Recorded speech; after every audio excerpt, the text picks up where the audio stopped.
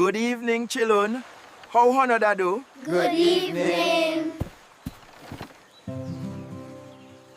Look at that okra, almost ready for picking.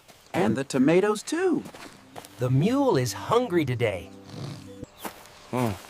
Why do you keep the mule? I want a horse. I want a horse.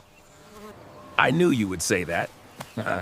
You always say it. You always say it. The mule means more.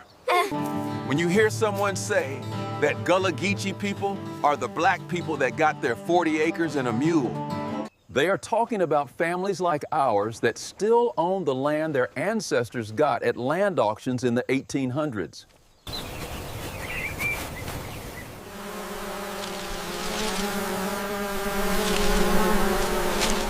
Many Gullah Geechee family compounds are 10 to 40 acres that folks thought came from William Sherman's Special Field Order Number 15.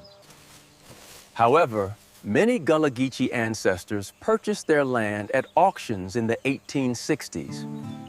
having my own mule and my own boat honors our ancestors that we inherited this land from.